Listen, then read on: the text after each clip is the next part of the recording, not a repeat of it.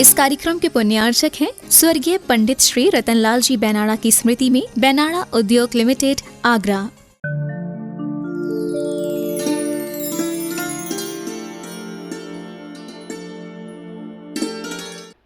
ये कला हमारे भीतर होना चाहिए। जो व्यक्ति किसी की मौन भाषा नहीं समझ सकता, वह उसके शब्द को भी अच्छे से नहीं जान सकता। शब्द उथले होते हैं, मौन गहरा होता है।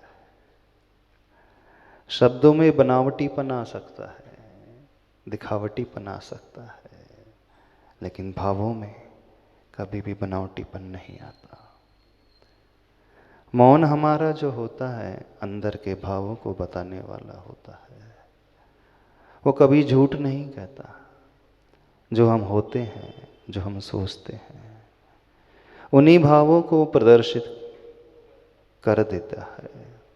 हाँ, हमें पढ़ना आना चाहिए। इसलिए कहा जा रहा है, यदि हम किसी के भावों को नहीं पढ़ सकते हैं, तो मानना उनके शब्दों को भी हम नहीं समझ पाएंगे। हम शब्दों के अर्थ तक भी नहीं पहुंच पाएंगे। यदि हमें अर्थ तक पहुंचना है, तो उसकी मौन भाषा भी समझने की कोशिश होना चाहिए। मनुष्य ही एकमात्र है जो बोलता है शब्दों के माध्यम से। पशु कभी बोलते नहीं है शब्दों के माध्यम से। हाँ, वो ध्वनि अवश्य करते हैं, लेकिन बिना शब्दों के भी गाय का वह बछड़ा अपनी माँ की भाषा को समझ जाता है। समझ जाता है? नहीं समझता। बहुत आसानी से समझ लेता है। इतना ही नहीं, वो अपनी माँ की भाषा को समझता है, दूसरे प्राणियों की भाषा को भी वो पकड़ लेता है। यहाँ तक कि हमारी भाषा को भी वो भावों के माध्यम से पकड़ लेता है, बहुत अच्छे से समझ लेता है। वो हमारे क ख ग को नहीं समझेगा, हम क्या बोल रहे हैं, किस शब्द का हम उच्चारण कर रहे हैं। वो पशु हमारे मुख से निकलने वाले शब्दों को नहीं पकड़ पाएगा, लेकिन हमें देख करके हमारे भावों तक बहुत अच्छे से प्रवेश कर जाता है, भीतर तक पहुंच जाता है। जिसने कोई ट्रेनिंग नहीं ली है, जिसने कहीं कुछ सीखा नहीं, कैसे वह समझ जाता है? नहीं समझ जाते हैं। जितने भी पशु होते हैं, चाहे वो गाय हो, बिल्ली हो, चाहे वो पालतू हो पशु, चाहे वो जंगली पशु हो, वो मनुष्य के चेहरे को देख करके उसके भावों तक प्रवेश कर जाता है। तो शब्दों से ज़्यादा असरदार तरीका होता है ना, मौन की भाषा का होता नहीं होता। कई बार हमारी आंखें वो सब कुछ कह देती हैं जो हमारे शब्द नहीं कह पाते हैं। दूसरे की आंखों को देख करके हम समझ लेते हैं वो क्या कहना चाह रहा है। शब्द उसके मुख से न फूटे, लेकिन उनकी आंखें, उसका चेहरा, उसके भावों को बहुत अच्छे से प्रदर्शित कर देता है। और वो भाव अंदर के होते हैं, अक्षरशः सत्य होते हैं। उसमें कुछ भी ऊपर का नहीं होता है, वो अंदर का ही होता है, भीतर का ही होता है। वो भाव कभी भी झूठ की अभिव्यक्ति नहीं करते। जो हम अंदर से होते हैं, जो हम अंदर से सोच रहे होते हैं, वो बिल्कुल स्पष्ट रूप से हमारा मौन सामने उन भावों को रख देता है। एक छोटा सा बालक भी है ना, वह भी माता पिता के भावों को समझ लेता है। जो गोदी में खेल रहा है, नहीं समझ लेता। माँ की वात्सल्य की आंखों को भी समझ लेता है, और क्रोध की आंखों को भी वो जज कर लेता है। माँ उसे डांट नहीं रही है, बस थोड़ी सी आंखें दिखाती है, कैसे मुख मोड़ लेता है।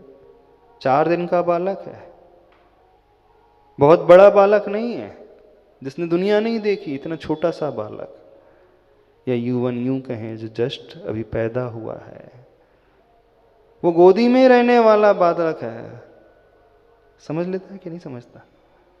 आपकी भाषा कहाँ से समझ लेता हो? कभी सोचा?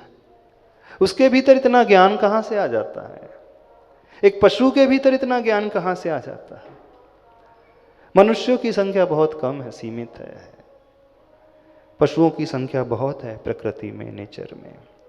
और हर पशु अपने भावों को एक दूसरे तक भेजना जानता है। अपने भाव भंगिमा को बहुत अच्छे से वो दूसरों तक पहुंचा देता है। तो एक कला होती है, उस कला को समझने की कोशिश करो। हम दूसरों की मौन की भाषा को पकड़ना सीखें। मौन की भी एक भाषा होती है कि नहीं होती? बॉडी लैंग्वेज ऐसे ही माटी की भी भाषा है। माटी को भी हमें पढ़ना आना चाहिए। ऐसे ही भगवान की प्रतिमा की भी भाषा है, मूर्ति की भी भाषा है। हम उन्हें भी पढ़ना सीखें। भगवान हमसे क्या बोलते हैं? कभी आपने सुना है भगवान की वाणी को? कभी भावों को समझने की कोशिश की? भगवान के जब दर्शन करने जाते हो, पकड़ पाते हो भगवान हमसे क्या कहना चाह रहा है? नहीं। क्या सीखते हो? क्या जा करके देखते हो? क्या उनके दर्शन करते हो? क्या उनसे पाते हो? ऐसा लगता है रुके रुके जाते हो, रुके रुके लौट करके ही आ जाते हो। ना भगवान को पकड़ पाते हो, ना भगवान की भाषा को पकड़ पाते हैं, ना भगवान के भावों को पकड़ पाते हो। इस कारण व्यक्ति कुछ सीख करके नहीं आता। हमें तो ऐसा ही प्रतीत होता है। भगवान से बात करना सीखो। सीख पाओगे भगवान से बात करना? भगवान से अपने हृदय की बात बिना शब्दों के माध्यम से कहना सीखो। जब हम पूजा करते हैं ना, भले ही हमें पूजा की पंक्ति ना भी आती हो, लेकिन हम अपने हृदय के भावों को भगवान तक पहुंचाना आसानी से जानते हैं। भगवान तो उन भावों को पकड़ लेते हैं, लेकिन हम हैं कि भगवान के भावों को नहीं पकड़ पाते। तो कोशिश करें हम मौन की भाषा को पकड़ने की, समझने की, क्योंकि वह वास्तविक होती है, वो भीतर की होती है, वह अंतर की होती है। जो मौन की भाषा पढ़ना जानता है वही व्यक्ति प्रकृति को बहुत अच्छे से समझ सकता है, वो नेचर को बहुत अच्छे से जान सकता है।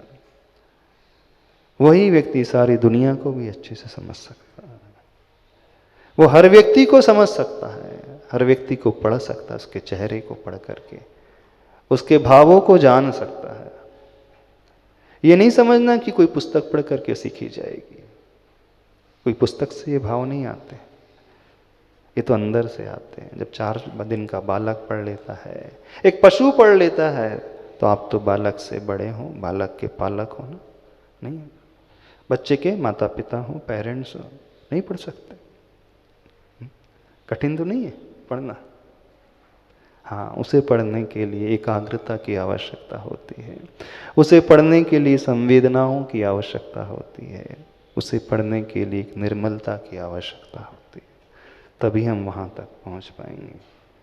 चलो, पेज नंबर 29 चल रहा है। अरे अरे यह क्या, कौन सा कर्तव्य है, किससे निर्दिष्ट है, किस मंतव्य से किया जा रहा है, सामने ही सामने माटी के माथे पर मार पड़ रही है, क्रूर कठोर कुदाली से खोदी जा रही है, खोदी जा रही है माटी, माटी की मृदुता में खोई जा रही है कुदाली। क्या माटी की दया ने कुदाली की अदया बुलाई है? क्या अदया और दया के बीच घनिष्ठ मित्रता है? यदि नहीं है तो माटी के मुख से रुदन की आवाज़ क्यों नहीं आई, और माटी के मुख पर क्रुधन की साज क्यों नहीं छाई? समझ में आया क्या कहा आचार्य भगवान ने? अब जब शिल्पी उस माटी को लेकर के आया है,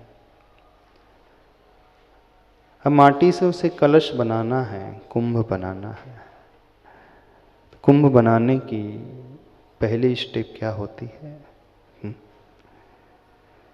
क्या करता है वह कुंभकार? कुदाली लेकर के नदी किनारे जाकर के उस माटी को जमीन को खोदता है, माटी के ऊपर प्रहार करता है। कुदाली से यदि प्रहार किया जाएगा तो क्या हाल हो जाएगा? बस उसी प्रसंग का वर्णन आचार्य भगवान कर रहे हैं। ये कौन सा कर्तव्य है, किससे निर्दिष्ट है, किस मंतव्य से किया जा रहा है? जो कार्य किया जा रहा है किससे निर्दिष्ट है, यानी उसे किसने सिखाया है कि धरती माँ के ऊपर कुदाली चलाना? किस मंतव्य का अर्थ है किस उद्देश्य को लेकर के खुदाई की जा रही है? सामने ही सामने माटी के माथे पर मार पड़ रही है। जब हमारे ऊपर कोई कुदाली चलाए क्या हाल होता है? देखने में यही आता है कि मार पड़ रही है।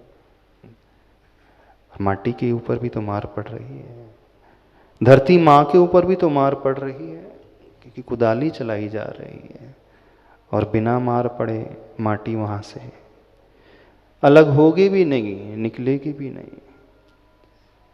तो ये जो देखने में दृश्य आ रहा है, माटी के माथे पर मार पड़ रही है, क्रूर कठोर कुदाली से खोदी जा रही है। वो कुदाली जो है कठोर होती है, क्रूर होती है, माटी की मृदुता में खोई जा रही है कुदाली। मिट्टी जो होती है बहुत मृदु होती है, सॉफ्ट होती है, और कुल्हाड़ी जो होती है बहुत कठोर होती है। जब वह कुंभकार कुल्हाड़ी चलाता है तो कुदाली जो है माटी में घुस जाती है, प्रवेश कर जाती है। वो तभी प्रवेश कर सकती है जब वो माटी मृदुता के भाव को लिए हुए, और कठोर कुदाली उसके भीतर एंटर कर जा रही है। अब प्रश्न यह उठ रहा है यहाँ पर, माटी की मृदुता में खोई जा रही है कुदाली, ये कार्य जो हो रहा है, क्या माटी की दया ने कुदाली की अदया बुलाई है? माटी दयावान है, दया से करुणा से भरी हुई है, और कुदाली जो प्रतीक है कठोरता की, वो दया से रहित है, अदया वाली है। क्या अदया और दया के बीच घनिष्ठ मित्रता है? यानी कठोरता और मृदुता के बीच घनिष्ठ मित्रता है? यदि मित्रता नहीं है तो माटी के मुख से रुदन की आवाज क्यों नहीं आई? कोई मार रहा है और व्यक्ति चुपचाप सहन करते जा रहा है, उसकी आंखों में कोई प्रतिकार नहीं, कोई आंसू नहीं, वो उस वार को झेलते चले जा रहा है। कब होता है ऐसा?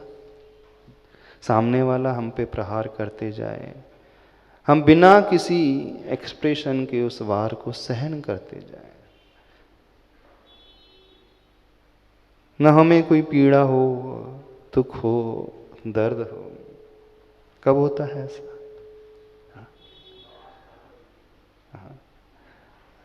बेटा कपूत होता है ना, वो माँ को परेशान भी करते जाता है, तो माँ क्या करती? वैसे ही लौटाती। क्यों? उस कपूत की हरकतों को झेलते चले जाती है, नहीं झेलते चले, सहन करते चली जाती है, कर जाती है सहन, जबकि वो पता है, जानती है कि वो माँ स्वयं दया से भरी है, और वो पुत्र जो है कठोरता को लिए हुए। कई बार हम किसी के कठोर स्वभाव को भी झेलते चले जाते हैं, यह जानते हैं कि गलती वो कर रहा है, हमने कोई गलती नहीं की है, फिर भी बिना किसी परेशानी उसको सहन करते चले जाते। और मुख से उफ तक नहीं निकलती, और किसी से शिकायत भी नहीं होती। होता है कि नहीं? कब होता है ऐसा? किसके साथ होता है? जिसे आप बहुत चाहते हो वो आपके ऊपर प्रहार भी करता जाए तो भी आप समता से झेलते चले जाते, सहन करते चले जाते। तो एक तरफ दया का भाव है, एक तरफ अदया का भाव है, कठोरता का भाव है। तो इस दृश्य को देख करके संदेह हो रहा है, प्रश्न उठ रहा है, दया और अदया में क्या मित्रता है, अथवा वहां प्रेम भाव है, सहिष्णुता का भाव है? कौन सा भाव है कि माटी उस कठोरता को झेलते चले जा रही, उस पर प्रहार होता चला जा रहा है, फिर भी वो कुछ नहीं कह रही है? एक तो कंडीशन ये होती है जब व्यक्ति सहन करते चले जाता है, अन्याय को भी सहन करता चला जाता है। कब होता है? जब बहुत ज्यादा राग हो जाता है ना किसी से, तो उसकी अन्याय भरी हरकतों को भी वो झेलते चले जाता है। नहीं होता है? धृतराष्ट्र दुर्योधन की सारी हरकतों को झेलते चले गए, कभी कोई शिकायत नहीं की। वो जानते थे अन्याय कर रहा है, फिर भी सहन करते चले और पक्ष भी उसी का लेता गए। हर बार उन्होंने दुर्योधन का ही पक्ष लिया, कभी पांडव का पक्ष नहीं लिया।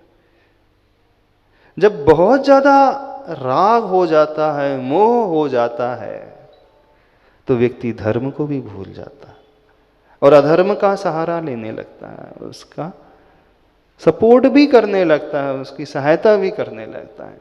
एक तो ये परिस्थिति होती है जब हम सहन करते चले जाते हैं, होता है। तो क्या यहां पर यह परिस्थिति है कि वह माटी उस कुदाली की मार को झेलते जा रही है, कोई शिकायत का भाव नहीं, कोई रुदन की आवाज नहीं? क्यों ऐसा हो रहा है? रुदन की आवाज क्यों नहीं आई माटी के मुख से, और माटी के मुख पर क्रुधन की साज क्यों नहीं छाई? कोई हम पे प्रहार करे तो हम आंख बबूला हो उठते, क्रोधित हो जाते हैं, ऐसा भी होता है। तो प्रश्न उठ रहा है कि वो माटी न ही रो रही है, न ही क्रोध से भर रही है। आखिर ऐसा क्यों? जब सामने वाला आपको डांटते भी रहे, ना आप रोएं, ना ही आप क्रुद्ध हों, क्या इसके पीछे हेतु होता है? रीजन क्या होता है पता है?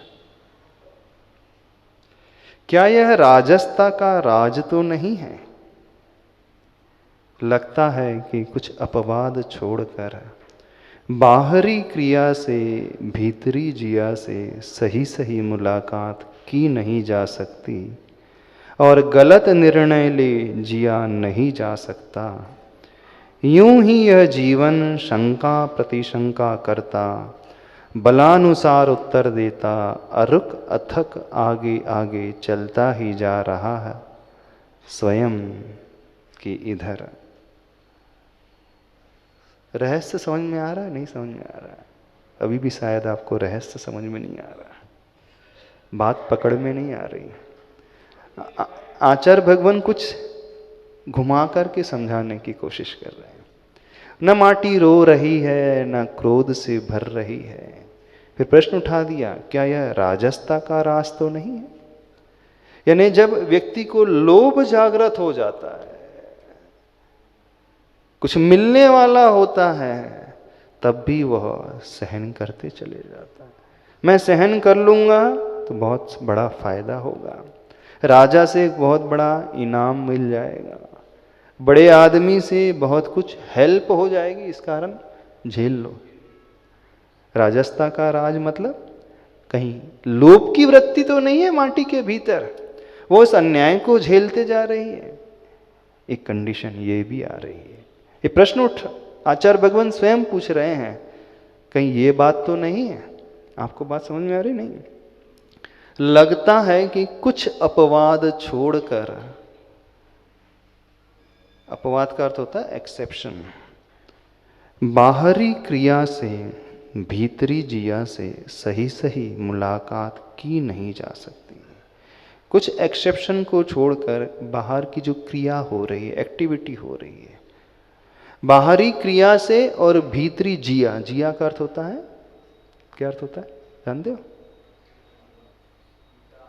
जिया यानी हृदय, दिल। जिया का अर्थ होता है हृदय। भीतरी जिया से सही सही मुलाकात की नहीं जा सकती और गलत निर्णय ले जिया नहीं जा सकता। यहाँ जिया का अर्थ है दूसरा, जीने के अर्थ में। ऊपर जिया का अर्थ था दिल, हृदय, भाव। यानी बाहर की क्रियाओं को देख करके भीतरी जिया से यानी भीतरी भावों से सही सही पहचान कभी कभी हो नहीं पाती है और गलत निर्णय ले जिया नहीं जा सकता है। यूं ही यह जीवन शंका प्रतिशंका करता, बलानुसार उत्तर देता, अरुक अथक आगे आगे चलता ही जा रहा है स्वयं की। मन में प्रश्न उठ रहे हैं, उस प्रश्न के बदले पुनः प्रश्न उठ रहे हैं। अपनी सामर्थ्य शक्ति के बल के अनुसार उत्तर देता देता वो बिना रुके, अरुक से मतलब बिना रुके, अथक मतलब बिना थके, आगे आगे चलता ही जा रहा है। अब इस रहस्य को खोल देते हैं। क्यों माटी सहन करते जा रही है? आप बता सकते हो उस कुदाली की मार को? जीवन में ऊंचाइयों को छूने के लिए प्रहार को सहन करना पड़ता है, कष्टों को झेलना पड़ता है। जब तक हम कष्ट नहीं झेलेंगे हम निखर करके आ नहीं सकते। मात्र यही कारण है कि वो माटी उस कुदाल की कठोर मार को झेलते चले जा रही। यहाँ पे राग का भाव नहीं है, राग के कारण उसे झेल रही है, ये भाव नहीं है। यहाँ पर लोभ का भी भाव नहीं है, कुछ लालच है, कुछ मिल जाएगा इस कारण मैं उसे सहन कर लूँ। यहाँ पर भाव कौन सा है? मुझे कलश तक पहुँचना है, मुझे ऊपर उठना है। कौन सा लोभ? बाहरी लोभ नहीं, सांसारिक लोभ नहीं, यहाँ जो लोभ है आत्मिक लोभ है, आत्मिक विकास का लोभ है। हाँ, तो बिना कष्ट सहन किए हम कभी भी शुद्ध हो नहीं सकते। यदि हम शुद्ध होना चाहते हैं, यदि हम निखरना चाहते हैं, यदि हम कुछ पाना चाहते हैं, जीवन में कुछ उपलब्धि प्राप्त करना चाहते हैं, कुछ अचीव करना चाहते हैं, अपने लक्ष्य को प्राप्त करना चाहते हैं, अपने गोल तक पहुंचना चाहते हैं, तो हमें सहन करने की आदत डालना होगा। क्या सहन करने की? पहले उस कष्ट को झेलना ही होगा। बिना कष्ट झेले, बिना प्रतिकूलता को झेले हम ऊपर बढ़ नहीं सकते, ऊपर पहुंच सकते नहीं कभी भी। सोना जो है ना, जब तक तपता नहीं तब तक निखार उसमें आता नहीं। जितना वो तपेगा, जितना वो कष्ट झेलेगा, उतनी ही शुद्धि उसके भीतर प्रकट हो जाएगी। और जितना वो उस ताप से बचने की कोशिश करेगा, वो हमेशा अपने भीतर इम्प्योरिटी लिए हुए रहेगा, अशुद्धि उसके भीतर भरी रहेगी, वो शुद्धि कभी प्रकट हो नहीं सकती। से माटी की यात्रा जानते हो किसकी यात्रा है? एक साधु के जीवन की यात्रा है। साधु का जीवन भी कष्टों से भरा हुआ होता है, नहीं होता है?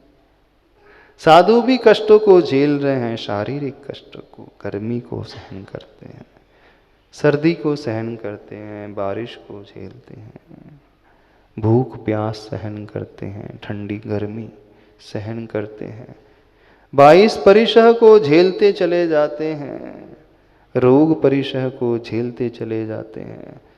वो उपवास है, वो केसलूंज है, वो अंतराय है, वो नग्नता है।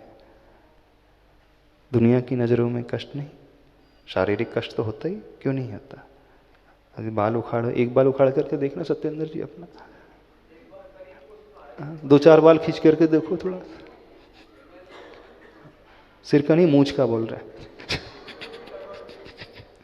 हाँ, नहीं तो महिला पर थोड़ा 4-6 बाल खींच करके देखना, इतने सारे हैं, 4-6 कम भी हो जाएंगे तो क्या हो जाएगा, इतने लंबे लंबे हैं, 2-4 टूट भी जाएंगे तो क्या हो जाएगा, सुंदरता कम नहीं होगी, घबराओ नहीं, खींच करके देखो थोड़ा कितने कष्ट हो।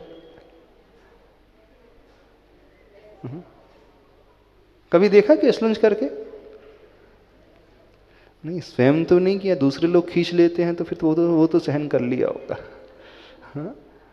जब परेशानी आती है, दूसरे लोग हमारे बाल को लोच लेते हैं, खींच लेते हैं, उन कष्टों को तो झेला है, लेकिन स्वयं कितनी महिलाओं ने ट्राई करके देखा है कि स्लंज के 4 बाल उखाड़ करके देखे अपने सिर। अच्छा, बच्चे जब हैं, गोदी का बच्चा जब खींचता है, हाँ अच्छा, नहीं, आपका ही बच्चा पकड़ लेता है, मुट्ठी से भर करके खींच लेता है, वो तो परवश हो गया, हम तो स्ववश की बात कर रहे हैं, स्वेच्छा की हम बात कर रहे हैं, अपनी इच्छा से। कभी ट्राई किया किसी ने? थोड़ा आज है ना, घर में जाकर ट्राई करना, आईने के सामने, नहीं सामने वाले नहीं, पीछे वाले दिखेंगे नहीं तो टूट भी जाएंगे तो कोई फर्क नहीं पड़ेगा, सामने वाले में तो हो सकता है आपको दुख हो, कष्ट हो, क्योंकि अपने बाल जा रहे हैं। जब अपने बाल जाते हैं और अपने वाले जाते हैं तो कितना कष्ट होता है ना? अपने बाल और अपने वाले जाते हैं, अपने वाले मतलब जो छूटते हैं तो कष्ट होता है ना। हाँ, बालों से भी बहुत राग रहता है, मोह रहता है, नहीं रहता? अरे सारा ही का सारा राग उससे है, सारे के सारे पार्लर उसी से चल रहे हैं, नहीं चल रहे? सारे के सारे स्पा सेंटर उसी से चल रहे हैं, नहीं चल रहे? चाहे पुरुष वर्ग हो चाहे महिला वर्ग हो, कितना राग, उस राग के कारण कष्ट भी शायद कम होता होगा। राग ज्यादा है ना कि कष्ट ज्यादा है? क्या है? हाँ, या तो राग होता है इस कारण नहीं छोड़ पाता है, अथवा शारीरिक वेदना होती है इस कारण। जब निखार यदि लाना है अपने भीतर तो इस मार्ग को, कष्टमय मार्ग को अपनाना ही पड़ता है, तभी निखार आता है। इसीलिए वो माटी उस कुदाली की मार को सहन कर रही है, राग से सहित होकर के नहीं सहन कर रही कि मुझे उस कुंभकार से राग है, कुदाली से राग है। आप भी जीवन में कष्टों को झेलते हैं, सहन करते हैं, ऐसा नहीं सहन करते, शारीरिक कष्टों को भी झेलते हैं, मानसिक कष्टों को भी झेलते हैं, लेकिन राग के कारण झेलते हैं, पुत्र मोह के कारण झेलते हैं, व्यक्ति विशेष के लगाव अटैचमेंट के कारण झेलते हैं, अथवा उन कष्टों को झेलते हैं तो लालच के कारण, लोभ के कारण झेलता है। ऐसा नहीं कष्ट आपके जीवन में नहीं आते, कष्ट तो सबके जीवन में आते हैं, हर एक व्यक्ति झेलता है, सहन करता है, लेकिन उद्देश्य वहां पे राग का, आसक्ति का रहता है, उद्देश्य वहां पे लोभ का होता है। लेकिन आचार्य भगवान कह रहे हैं, जब जीवन में ऊपर उठना है, हमें ऊंचाइयों को छूना है, उस शुद्धता को पाना है, उस आत्मा की अशुद्धि को निकाल करके कर्म रूपी जो अशुद्धि है उसे दूर करना है, एक बार जीवन में उस लोभ को लेकर के कष्ट सहन करके देखो। यानी मोक्ष मार्ग में जो बढ़ता है साधक, साधु, वह आत्मा के राग को लेकर के सहन कर रहा है, और संसारी व्यक्ति शरीर के राग को लेकर के सहन कर रहा है। आप पूछ रहे थे ना, लालच तो उसमें भी है, कलश बनने की लालसा है, तो कलश बनने की लालसा बुरी लालसा नहीं है। लोभ आपका भी है, लोभ हमारा भी है, लोभ आचार्य भगवान का भी है। देखना, लोभ से रहित तो कोई भी नहीं है, राग से रहित तो कोई भी नहीं है। बस अंतर इतना है कि संसारी व्यक्ति का राग जो है वो अप्रशस्त राग होता है, और साधु का, आचार्य भगवान का राग जो होता है वो प्रशस्त राग होता है। संसारी व्यक्ति का राग शरीर से रहता है, नहीं अपने शरीर अथवा पर के शरीर से रहता है, पुत्र के शरीर से। और साधु का राग रहता है शरीर से नहीं, शरीरी से रहता है। यानी शरीर के भीतर जो बैठा हुआ आत्म तत्व जिसे शरीरी कहा जाता है, जो मालिक है, उनका राग उस शरीरी से है, आत्मा से है। और संसारी व्यक्ति का राग मात्र शरीर से रहता है। राग तो दोनों जगह है। जब राग शरीरी से होने लगे, देह से न होकर के देही से होने लगे, तो वह राग प्रशस्त राग माना जाता, अच्छा राग माना जाता। और जब जब राग इंद्रियों के विषयों से, शरीर से होने लगे, वह राग अप्रशस्त राग माना जाता है। अप्रशस्त राग दुखों को भविष्य में देने वाला, चतुर्गति के दुखों को, नरक आदि की गति दुखों को देने वाला। और प्रशस्त राग जो है परंपरा से मोक्ष सुख को देने वाला। तो कष्ट तो दोनों के जीवन में आता है, साधु के जीवन में भी आता है और श्रावक के जीवन में भी आता है। नहीं आता? क्या आप कष्टों से रहित रहते हो? हाँ, बस अंतर इतना है कि साधु के जीवन में शारीरिक कष्ट रहता है और श्रावक के जीवन में मानसिक के साथ साथ शारीरिक भी रहता है, दोनों ही रहते हैं। हाँ। वो जीवन भर मानसिक कष्टों में ही उलझा रहता है, उसी में परेशान रहता है। नहीं रहता है? देख लो, जब से आपकी गृहस्थी बसी है तब से आप टेंशन फ्री हो गए कि टेंशन से बस भर गए? थोड़ा बता दो। जितने गृहस्थी बसा करके बैठे हैं, हाँ? जब से आप बंधन में बंधे हैं विवाह के, तब से आपका जीवन आनंदमय हो गया है कि कैसा हो गया? आप ही बताओ। क्या मिला? बंद करके कुछ मिला? हाँ हाँ, पत्नी मिल गई, ठीक है, पति मिल गया, वो तो ठीक है, बच्चे मिल गए, लेकिन जीवन में आनंद मिला कि आनंद के अलावा सब कुछ मिला? परेशानी परेशानी। क्या मिला? हाँ, क्या मिला? बताओ, क्या मिला? आनंद। यदि आनंद मिला होता तो यहां काहे के बैठे रहते? दोनों ही मिले। क्या बात रहा है। फिर बाद में दुख मिलता है। विषय भोगने में थोड़ी देर तो लगता है, अच्छा लग रहा है, फिर बाद में क्या होता है? नरक आदि गतियों में वो दुख, वो कष्ट। अच्छा, आनंद कितने पल का? जिसे आप आनंद कह रहे हैं, सुख कह रहे हैं, कितने पल का? नहीं, कितने पल का? थोड़ा सा जिसे आप मान रहे हो सुख मिल रहा है, कितने पल का? 20 दिन का, 2 दिन का, 2 घंटे का, 2 मिनट का, कुछ सेकंड्स का। और उसका फल कितना? नरकों में सागरोपम की आयु। शास्त्र में उदाहरण दिया है, खुजली का जब रोग हो जाता है ना, दांत खाज खुजली हो जाती है, तो खुजाने में बड़ा आनंद आता है। कई लोग तो कंघी लेकर के खुजाते रहे। हाँ, ऐसे भी हो जाते हैं।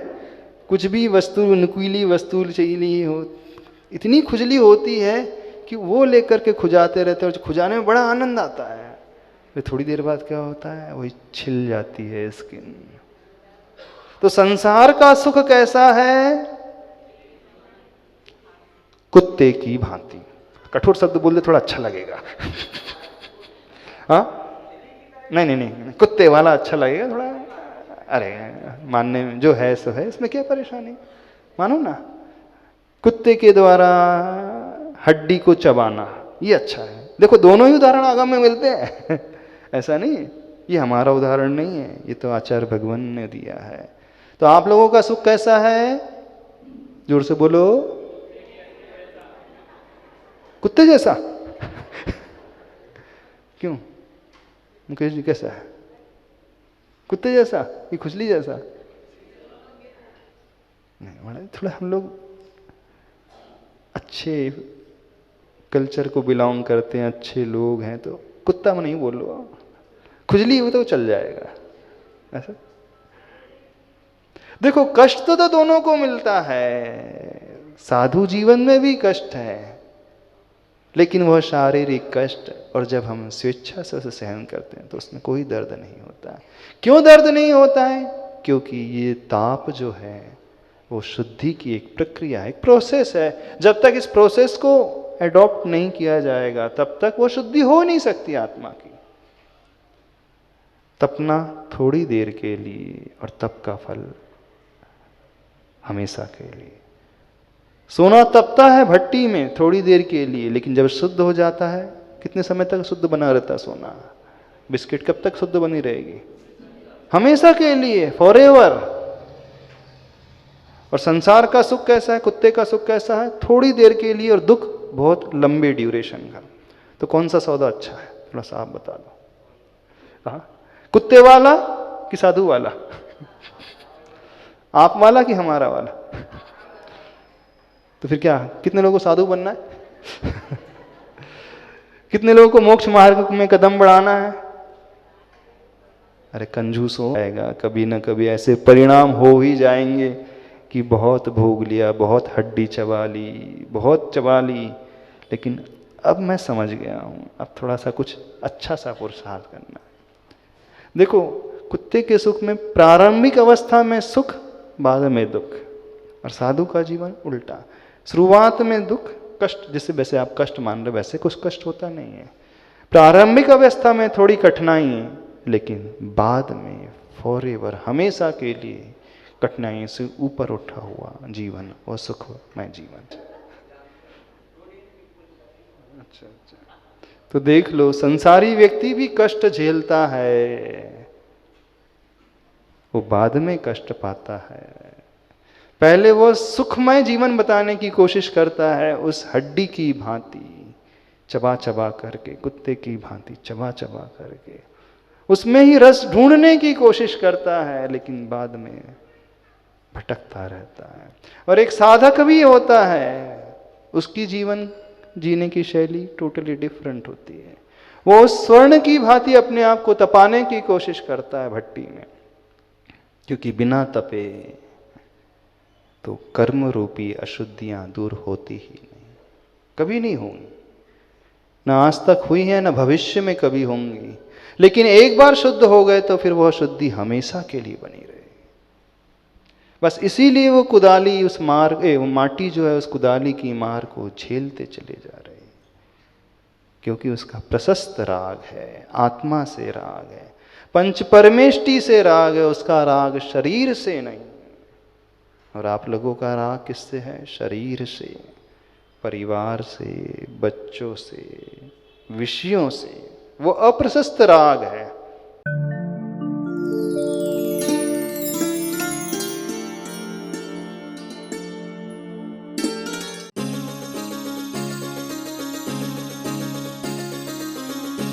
इस कार्यक्रम के पुण्यार्चक थे स्वर्गीय पंडित श्री रतनलाल जी बेनाड़ा की स्मृति में बेनाड़ा उद्योग लिमिटेड, आगरा।